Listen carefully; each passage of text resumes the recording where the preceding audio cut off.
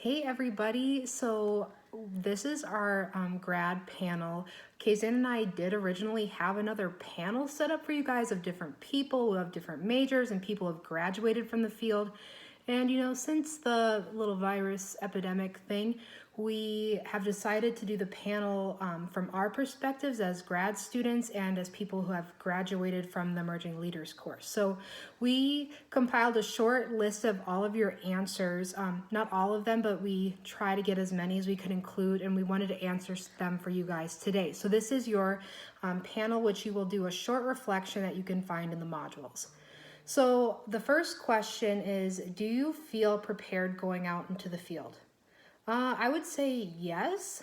I feel more prepared now that I'm in grad school and I've had more experience doing it. But as an undergrad, your bachelor degree, I wasn't super feeling ready, but it was like grad school where I finally felt, okay, I can do this on my own. I don't really need as much help. Yeah, in undergrad, I often felt like, oh my gosh, I know nothing about this field, which that's kind of how it is for speech language pathology. Until you get to grad school, you feel like you don't know anything. So I do feel better about going into the field now that I'm starting to do clinicals, which a lot of you guys do get later on in your undergrad, unless you do have a second graduate degree or you're going to get a graduate degree. So yeah, I'd say that, and I think ELA has helped with feeling a little bit prepared as a person and not just knowledge-wise. Yeah, I'd agree with that. And a lot of you guys asked us, like, what is graduate school? So I would say a good majority of you have to. Like, nursing, I know, does not have graduate school. Some people, like, who are going to be doctors, go to, like, med school. OT, PT, speech, maybe... Respiratory therapy does not, No. I don't think. So, like, it all depends on your program, but some of you guys have to go on to grad school and some of you choose to go on to grad school. And so a question is what does grad school entail? For us, it's a master's and some are doctorate. Master's is 2 years. That's fall, spring, summer, fall, spring. Mm-hmm. And Kazan can talk a little bit about what a doctorate program would look like. Kazan's mom is in OT, which in OT you have a doctorate program. So yeah, an OT, I believe you start in your summer online, I believe, right after you finish, and then it's 3 years total. Yes. So the difference is master's is 2 years and doctorate is 3 years. Mm-hmm. And if you ask me any other, like med school, no idea. But I think like the best thing about knowing about grad school is that just ask your program because every program is different. But that's just what we know from you, Marys. Yeah, so you do have, in grad school, depending on what you're doing, you do have more clinical aspects to it. So for us, we have our core classes that we take either online or on campus, and then we have our clinical component, so we can be put out on our UMary campus clinic, or we can go out into the community and start providing services, because I know quite a few majors will have a requirement of how many hours you need to receive for to graduate, so that's what you work towards. It's like nursing, I know you go out like either to St. Alexis, some go to Sanford. PT, they have their own free clinic. It all depends, but like we stated earlier, it's just asking your major. For us, we have to get 25 hours in undergrad and then 400 in graduate. Yeah, so it's a lot. The next question is, are you able to have a job as well as being a grad student, or is the workload too much? Well, we're doing it. Yeah. Some people don't. It does depend on your major, I believe. I've seen people do it in OT as well. I recommend it. I was once told through my ELA mentorship, actually, that having a job gets you away from your work and you can't just sit there and obsess all the time, which is like the biggest thing I've learned from it, is that I can still have something else to where if I'm stressed and I need a break, that can be my break. That's a good point. I worked like in undergrad and I was originally like a wedding dress stylist, and that was a really interesting experience. I think even having jobs outside of your comfort level is helpful, because then you know for sure you're going into the field you want to. I am not a salesperson, absolutely not. No. But then Later in undergrad, I got a job as a respite care provider. So I helped take care of a person with a disability. And that actually made me change my major from OT to speech. So that was in undergrad. And in grad school, obviously, Kazan and I teach. But I say it all depends on what you can handle, but it's definitely a good break sometimes. Yep. The next question is graduate school all year long, like it in the summer too for a doctorate degree? Okay, we kind of answered that one. I think it is for, at least for OT, what I know, it is. Yeah. I always remember my mom teaching in the summer, so that's the best answer I have for you. In your experience, which moment in your career or clinical experience sticks out the most to you and why? Do you want to start? Obviously I don't have like a career in speech language as of right now. Obviously I hope to next year. But in clinic, this year was my first like hands-on experience I had with clients this year. And I was once working, it was his first time in speech. You probably don't even know this story. I was working on a S sound with a kid, and his face when he got that S sound the first time was like, it made everything, every class, every homework assignment so worth it. And it made me want to continue to have those experiences with those kids. So yeah, just helping people and seeing their reactions to when they do succeed I like it. Yeah, I'd agree with that. I think it's kind of hard to like recognize that until you actually experience it. And we just started clinicals this year, and it was short.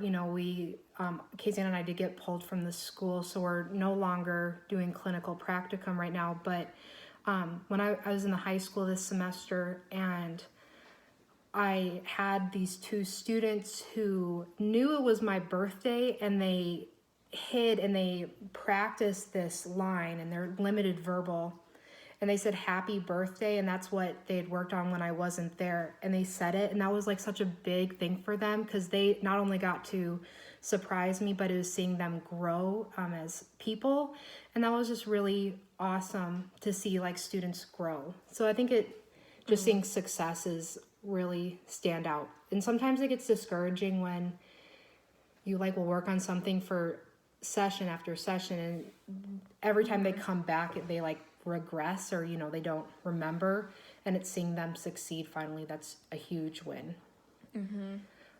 What is your biggest influence to continue on this career field journey? So I originally chose speech. I was originally a math education major, and 2 weeks in I was like, I'm out. You would be terrible at that. Yeah, I know. And I decided, no more. So I went to my mom's office and I was like, Mom, I've ran out of tears. I need something else. And so she goes, you know what? Go talk to Dr. Smith, the director of speech language. And I went down there and I came upstairs to my mom and I was like, Mom, these are my people. And that connection just like sparked it, and I was interested. And from that day I switched. So continuing it, I've always just loved the material. That's the first thing, is that yes, there may be classes that I'm like, okay, I'm over this, not totally a fan of, but I enjoy it still and I'm interested. And again, seeing that success now that we're in clinic it just makes it all worth it. Yeah. Like, I think it's always really hard when you get assignments or you get classes that are terrible. And I'm like, oh my goodness, if this is all my job entailed, this isn't for me. It's not. But then you get into other classes and you're like, I love this. This is why I'm here.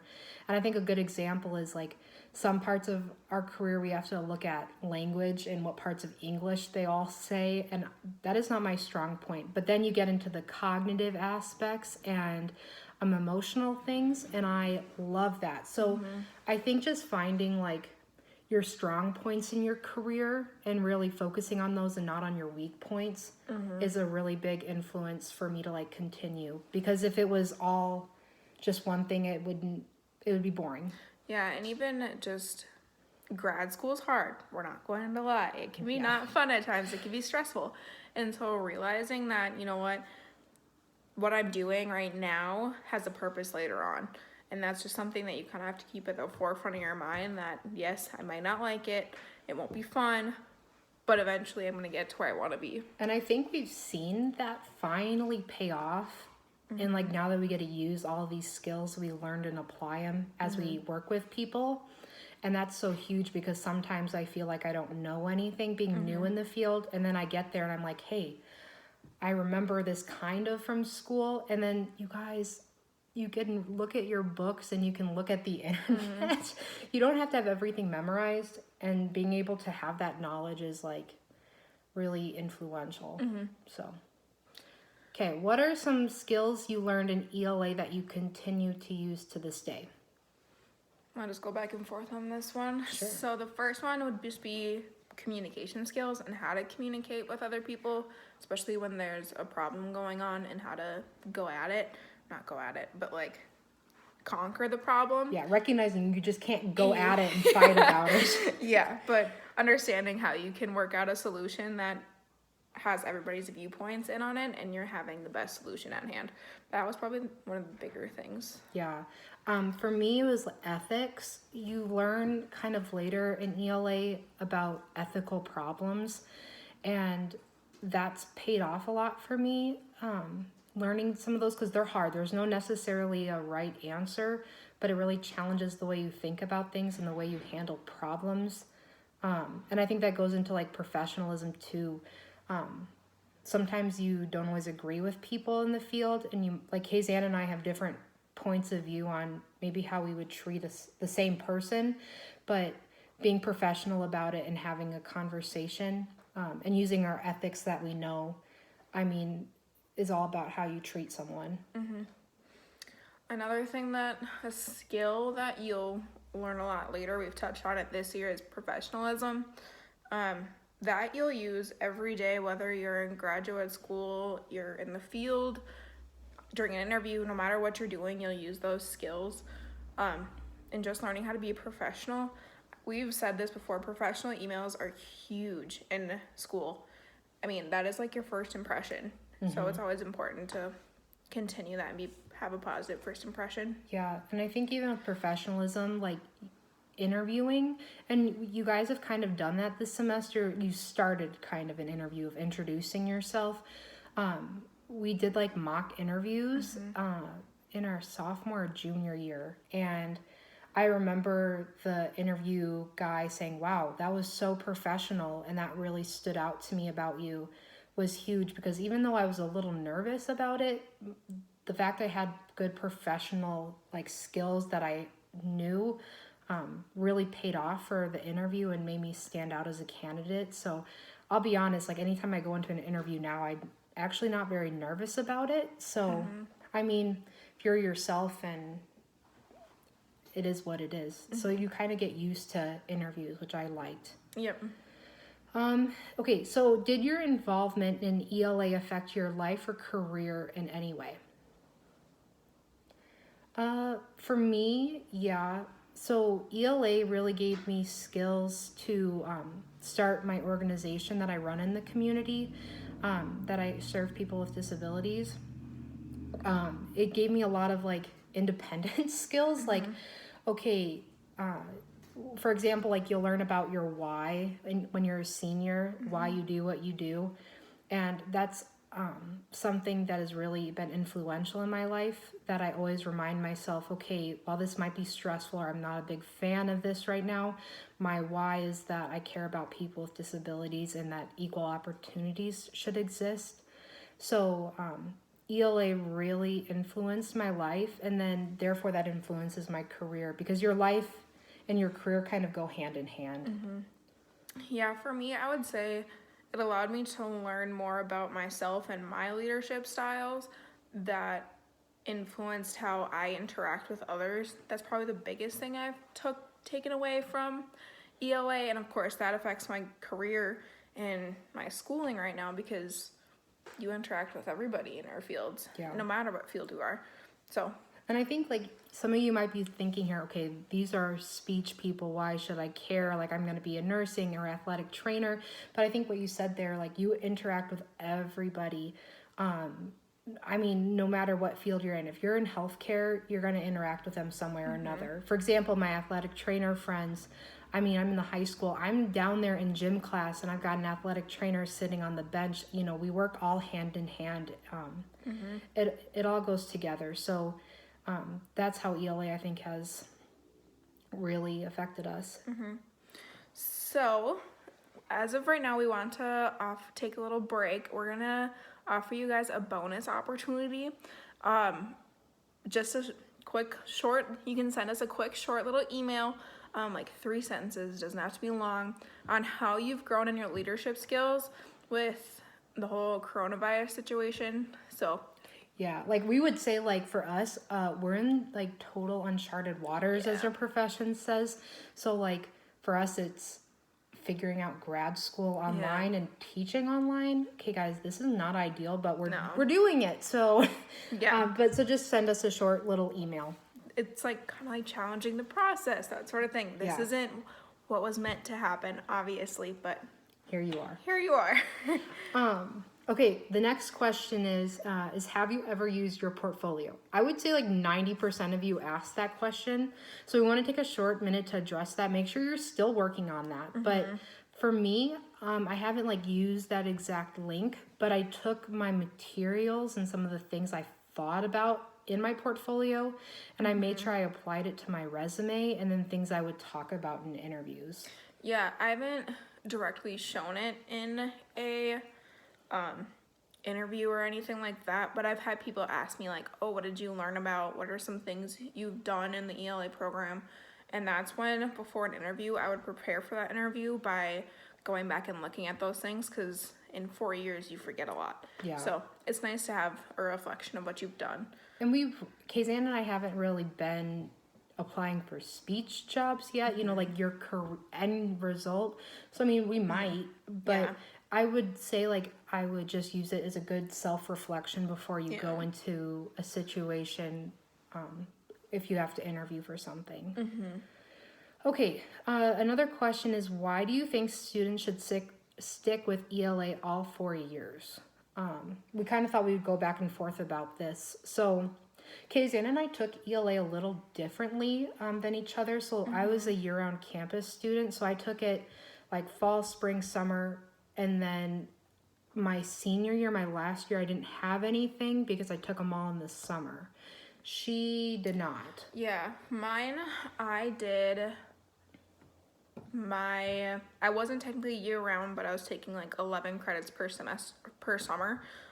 So I took fall, spring, fall, and then my spring of your senior year, you don't typically, I think this is how I did you it. don't typically take. You don't typically take one, but I ended up taking 2. I took the senior year one and my junior spring semester. That's how I did it, it differs depending on your course. Which was nice that it was so flexible with like the different learning things you could do, because we graduated in the same year, but we still finished differently. Yep. But we think like it was really beneficial for us taking it all 4 years, even though we took it differently, because we were able to learn a lot of skills that you wouldn't typically learn in your coursework. For example, like I didn't write this down, but I was able to learn a bunch of new communication skills, and then I was like, you know what? I'm still feeling like I didn't learn enough about this in coursework or in ELA, but I learned about it in the community. And I was able to tell Will Littlefield, who's the head of ELA Health Sciences, like, hey, what do you think about adding this to your coursework? Because we're not learning this anywhere. And he was like, that's a great idea. And I ended up teaching, when I was a senior, I taught juniors about these skills about talking to people with disabilities. And so when you guys are juniors, you'll hear that same lecture that I put together. So it's kind of cool because the coursework was flexible in what you needed to learn. Yeah, and something that I've definitely enjoyed throughout the ELA program is the connections you can make, not only with other people within University of Mary, but outside. I believe it's your junior year you start getting mentors outside of the community, or in the community, I should say. And so my person was a SLP at St. Alexis, and she now is actually, this year, she became one of our professors. So, Cool. Mrs. Hernandez. Oh, I didn't know that. Yeah, she was my mentor. So having that connection and seeing her be here, I was like, oh, like, hi. And I had that rapport built already. So it's Yeah. been nice. And you also get like connections with like upperclassmen. It's like you'd be with a senior at one point, and then they would be able to answer your questions about the program.